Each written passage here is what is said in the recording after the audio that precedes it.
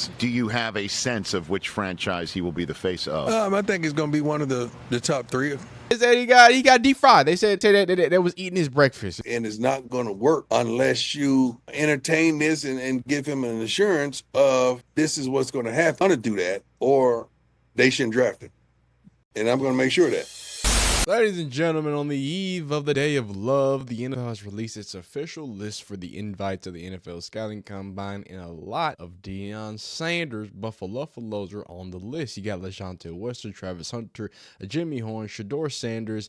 More importantly, Travis Hunter is listed as a cornerback, and also most importantly, Shiloh Sanders is on the list. So today we're going to hear Travis talk about some stuff. We're going to hear Shedeur talk about some stuff, but first things first, we're going to hear Deion Sanders talk about a few things. So let's hear him talk on First Take. Look at some things with Shiloh, some things with the Travis. So if you're enjoying these videos, leave a like on the video, dislike if you don't like it, subscribe if you enjoy college football coverage, content, Deion Sanders stuff.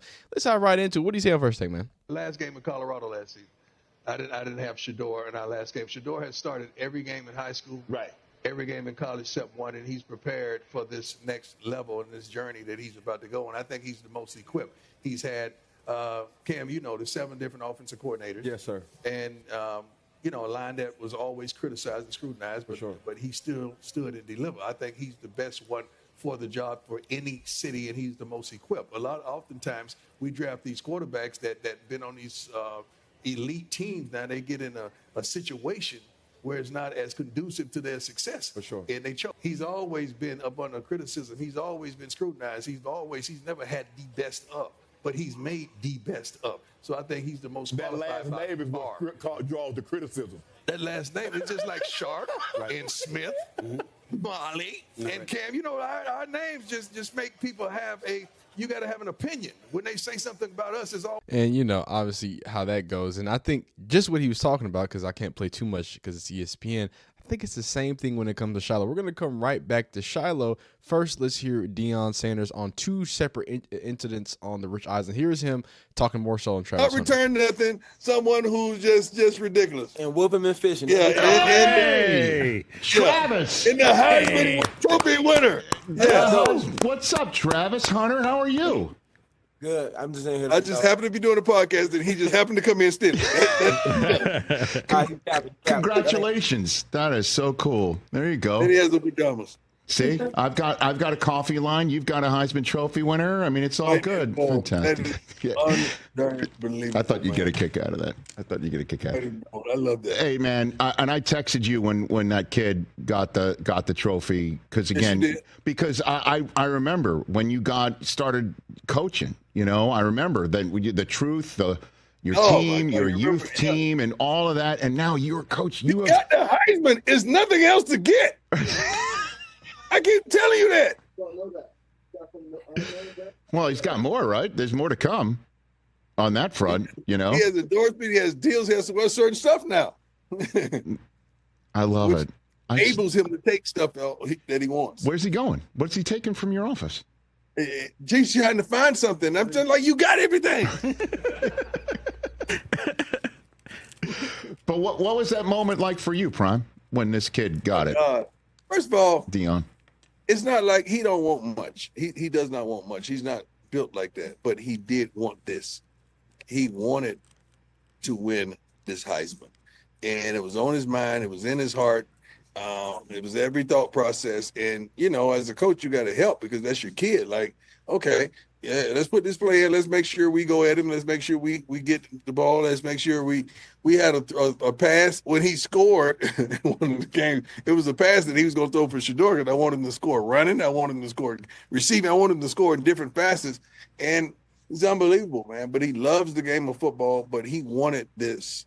He wanted that Heisman. So we had to embrace it and embody it. Well, did you ever tell him that this is what you were going to help do for him? Like when he first came to Jackson State, is this part of the goal at any way, shape, or form? Part of the goal was just to make him the best that he could possibly be on and off the field, and to just give him to be the navigational system of his life to guide him in the right directions. That's it. Travis is not a kid who had to have this type of NIL, this type of collective.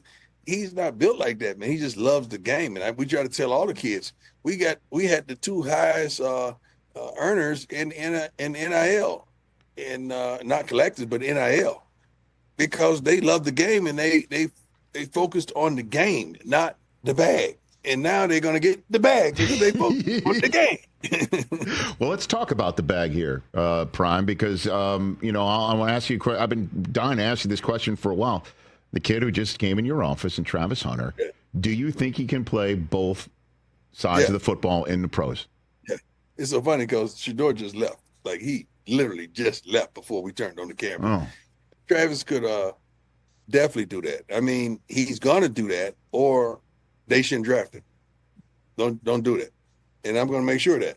Don't draft him. If you're not going to give him an opportunity to play on both sides of the ball. Now, you could be creative. He don't have to do what we did with him here and play every snap. But he's going to just say he's starting the corner.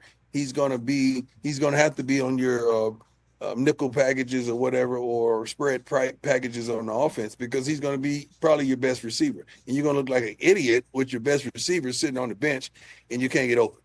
You can't get the ball down the field, or vice versa. And that's been the consistent there, right? The consistent has been like, look, the blueprint for Travis Hunter is to be a cornerback, to shut down the best wide receiver. And okay, well, I can get you the ball here and there. Like if you're not familiar with football, it's very easy to be able to give him a jet pass, give him a toss, give him a screen, give him a little something, right, where he gets 5 to 6 touches a game and he plays 15 to 20 drives. Or 15 to 20 plays on the offensive side. That's realistic, especially, idealistically, you have a really big day on the defensive side, on the offensive side, and then things just become that easily, right? So here's Travis Hunter doing things. There's a lot of good stuff that we're gonna get into as well with him. But let's hop right into what Deion has to say about Shedeur. In the process at all. And this is at the Super Bowl. The thing about Shedeur, he's so prepared mentally, physically, psychologically, and emotionally. Like, he's the kind of kid, like, he got up this morning, goes to high school and get his work in. Then he'll come do all his media stuff that he has to do here. Right. But he works, man. Like, he works. Like, he drove, I think he left Texas midnight, got here at like 6:30, went straight to the field to work out. That's just how he gets down. That's how he moves. Brings his trainer, brings his team, and he gets out there and get it done. Goes to a high school, see the kids, and go out on the high school field and drive the kids crazy in school. Everybody's holding up their wrist, But he really gets it. He's really ready to be the face of a franchise. Do you have a sense of which franchise he will be the face of? I think it's going to be one of the top 3, for sure. I've spoken to all but one. Right. That's the Titans. I haven't spoken to them yet, but he has. But the others I've spoken to. Well, he was. Did you see Brian Callahan talked about Joe Burrow's arm? Yeah. When it comes to Shedeur? Forget the arm. He can spin it. We know he can spin it. Right. I mean, he has 4 years of film, so he's straight. Started every year in high school. Started every year in college, but missed one game. So we understand what we're getting. It's no surprise what he is and who he is. I think he's the most qualified quarterback for that level and for what comes with that position in the face of a franchise than anybody in the draft. And understands what the spotlight is coming and how. So he was born into that. No doubt. Yeah, but he gets it. That's the thing about it. He gets it. I don't have to sit down and say, hey, man, you can't say this today. Like, he gets it. And then you got Travis Hunter, too, man. He's unbelievable. And he got it. We had Sapp here the other day, and Sapp was saying that he's never seen anybody like him. Yeah. Ever. Anywhere. Yeah. He was mentioning people like Jerry Rice, Ray Lewis. Yeah. Those were the names. He's a truly gifted kid, and he knows he has those gifts, and he matures those gifts and works on them as well. But allowing him to do what he did was wonderful.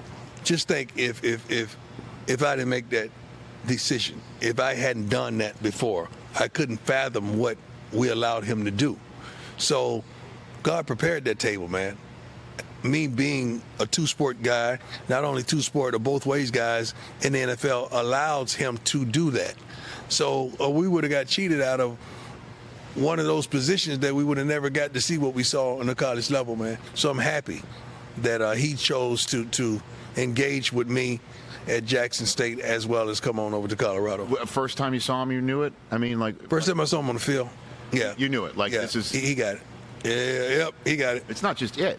Yeah. It's a unicorn type. Yeah, but it's the intelligence. Right. 4.0 student, the want, desire, the passion for it. That's what I'm saying. You can't measure the heart, but he loves the game. Right. Does not care about the outside stuff or the parties, the trappings of life. He cares about the game and being great. How many snaps does he play in the NFL per game? Rich is easier. People forget that. What do you mean? You got huddles. You go to huddles. The next snap ain't till 45 seconds or more later. Right. College is tempo. Yeah. Go. Snap. Pros is huddles. He gets the rest a lot more. Then the game is not as physical.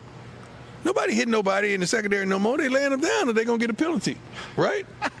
Am I right? That's a good point. Ain't nobody doing that. Good point. He's preaching, So man. the game is less physical than the college level, and it's less of the demand. Like, we practice, we work. We also gave him Tuesdays off, so he only had Wednesday, Thursday, Friday. But pros ain't doing that at practice no more. It's darn near a glorified walkthrough. So, like 100 snaps? Do you think he could actually? I think he could do what he did. With you? Yes. At the next level? Yes. For how long? For how long he wants to do it. We can't detect that. It's like, I wanted to be known, he was playing hundreds of snaps. Like, he was playing on average, I believe, 60 to 50 defensive snaps, and then whatever else he got on the offensive side. He's talking crazy, but he's making a lot of good points too. Like he said, with the whole, like, a lot of people have been saying, "Oh, what's the NFL?" And it's harder. And I think that it's harder, and you're dealing with more skilled people. But to the point, it's also really built for what receivers want to do. You know what I mean? So if you're going to be and Travis Hunter is, by all intents and purposes, he's a smaller wide receiver, right? You know, especially in body build, right? So a smaller wide receiver who you just wanted to kind of get open and get a few yards, yeah, man, they ain't gonna be touching him up like that. So it's a very interesting two-piece there, but I think it's good to kind of go deeper on that and see how these guys are preparing, entering into the draft, entering into the combine. So let's Mine is I wear the same underwear for game day. Oh, wow. I got one pair of underwear that I wear every game day. Maybe I gotta start wearing it. Yeah. How has your training and preparation for the NFL changed compared to when you were first starting out? As far as preparing for the draft? Yeah. All your pre-draft, all your stuff like now. Is there anything different that you're doing now that you haven't done before? Is there a lot of new stuff coming at you every day now? Nah. I've been fortunate enough to have good strength programs in my college career, but I would say just training for the draft. You know, it's a lot different. We're not training to put pads on and play football. Bingo. We training for 40, the L drill, vert jump, broad jump. So I think that's just the difference. You know, instead of just training for real football, we training for drills. Correct. So that's pretty much it. I always say, man, out of all the sports, man, the NFL is the one combine where you go for football, but you don't do football. Like, you go to the NBA combine, they playing 5-on-5, 3-on-3, 1-on-1. Yeah. You know, baseball, they hitting. Football, you go there, you're running 40s. So there's kind of Tatorian and how he feels about the on Shedeur show, or not on Shedeur, on Travis's show, and then here's Shedeur kind of speaking to, because I mean y'all have seen the videos of him, you know, preparing with Cam Ward and training and stuff like that. So here is his thoughts on kind of leading. Things you're doing to prepare for the combine right now. I would say really talking to Coach Pat, talking to all the resources, you know, that my dad has, like, you know, just giving me prep for everything, give me understanding the whys in the offense we ran, understanding that it stems from a West Coast offense, understand that we played in spread, so the Z's didn't travel. The Z's always stayed on one side and the X always stayed on one side. Like, it's small details that I'll say Coach Pat, you know, sat me down, and I got to go to Colorado, spend more time with him so I could fully understand the why behind everything and the way that we did it, how we did. Yeah. I've been watching a lot of well-off media videos. I see you and Cam training together. How's that been, preparing with another high-value quarterback? It's been cool, yeah. We cool. Yeah. Cam, like, he's a funny guy. We both got two different personalities, but then we similar in some ways, you know. He cares about football. He loves football. And he has a great family outside of that, and same. So it's just fun being able to, like, know we the top two guys. Yeah, that's, you know, in that's the draft, actually legendary, and we cool, bro. That's you know, crazy. like, and we all train with the same people. Beyond legendary. And like I said, I really like those videos.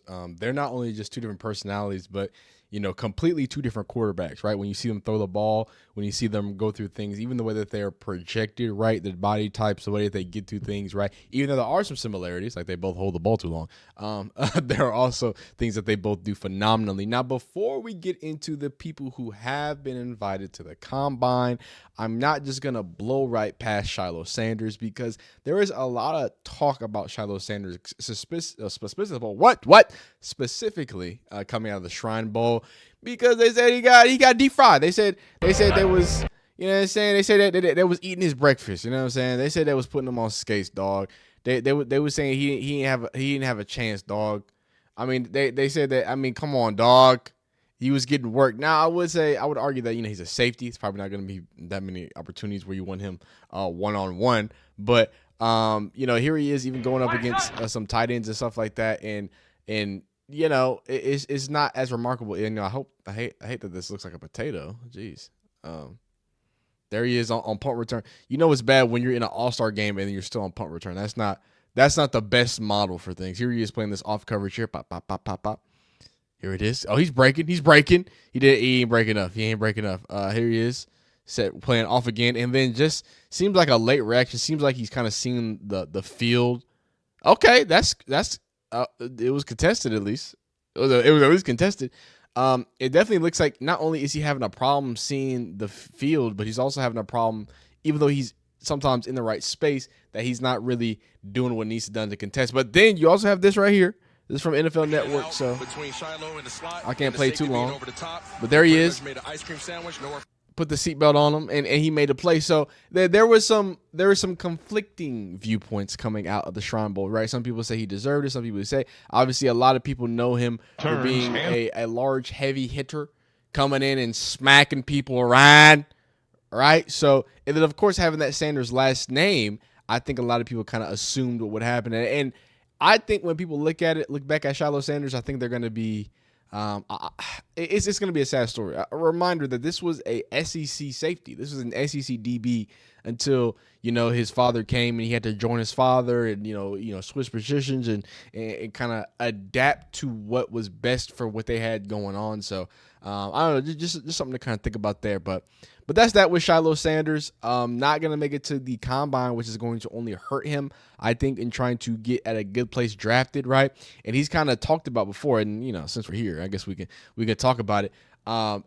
He knows what's happening, though, right? I don't think he's anybody that doesn't realize the reality of the situation, as this video can kind of show you. So go through the NFL draft process with your brother. How does it help to have, obviously, you guys have your dad to give you some feedback and advice too, but how much does it help to have your brother go through that as well? It's good because we could be a package deal. So go through the NFL draft process with your brother. How does it help to have, obviously? Yeah. So, I think, he gets it. I think he understands that, the most likelihood of him actually getting drafted is knowing that, look, I know people who know people, right? And it's going to happen. So that's good. That's great. We're done with the me not yapping time.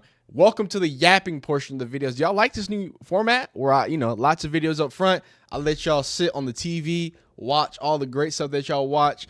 You got a good 15 minutes of that. Now, if you don't want to hear yapping in actual context, you can go ahead and turn it off, because what we're going to talk about is a few good things. Start off with Shiloh Sanders, right? It has been announced that Shedeur Sanders is the NCAA all-time pass completion percentage person. He holds the record for the all-time pass completion percentage. Now, I want y'all to understand that Shedeur Sanders, he played Colorado, blah, blah, blah. He also played at Jackson State. Like, he played 4 years of college football. That's 4 solid years to have his what's called records poked at and have his numbers and average get pulled down.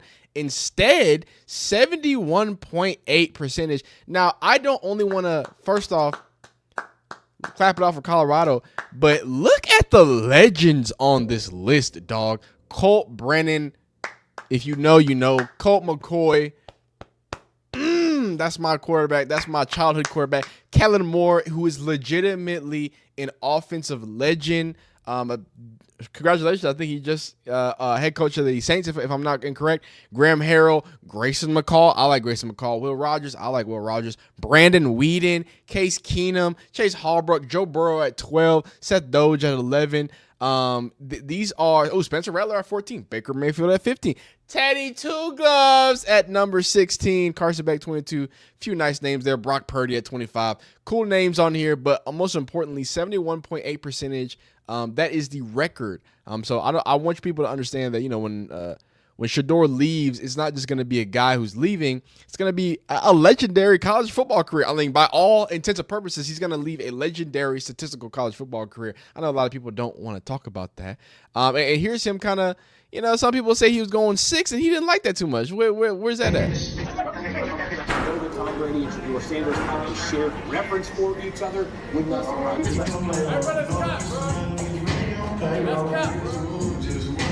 He's calling cap, man. So if you're a Raiders fan, he says he's not making it to 6. So I don't know what to tell you, dog.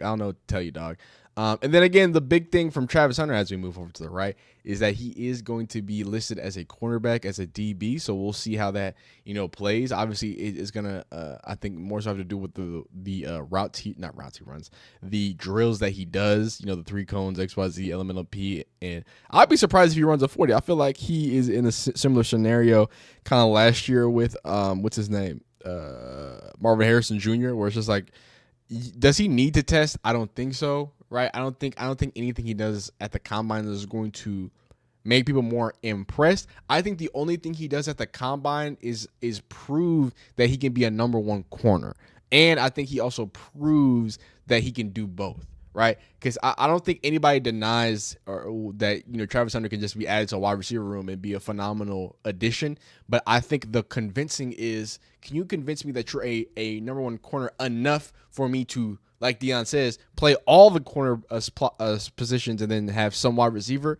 Or what most likely is going to happen, what most likely these offensive coordinators want to do, is just have him play a little bit of wide receiver and let him line up in the slot and terrorize people. But we'll see what happens. Speaking of slot, I think 2 people who are going to terrorize NFL slots, no matter who picks them up, is LeJante Western and Jimmy Horn. Now, luckily, both of these gentlemen were both invited to the combine, and both of these gentlemen are already linked to NFL teams, where LeJante Western talking to the Commanders, and you have Jimmy Horn talking to the Steelers. Now, these gentlemen absolutely went crazy at the Shrine Bowl, really put their name out there to another level. And again, I think it really shows, Tom tells everything. And I just think that so many people could get on here 3 years, 4 years ago. I've been following this for a long time. I've been following Deion Sanders' coaching journey for a long time. And everybody wanted to call it smoke and mirrors and this and that. And now that we're 4 years in, now that he's sending a crop to the NFL, it looks a little different. The story being wrote is a little different. He didn't just pick people up out of the transfer portal. Oh, no, he got 2 surefire, what's looking like NFL draft picks from Colorado. Like, that's not normal. Go look up how many first round wide receivers. I forget first round. How many wide receivers become drafted at Colorado? Now, there are a few, but it just doesn't happen very often. There is phenomenal things happening at Colorado. Phenomenal things happen for these young gentlemen going off and going to the combine. I really feel sorry for Shiloh, but that doesn't mean that he can't be drafted. It doesn't mean he can't make it to the NFL. I'm happy to see kind of what happens in the journeys of all these young gentlemen, see these Buffaloes go off to the next level, man. If you're enjoying these videos, this coverage, draft coverage, transfer portal stuff, I do all different types of things and keep up with Colorado. So if you like the video, like it, dislike if you don't like it, subscribe if you enjoy college football content and coverage, and we will see you next time.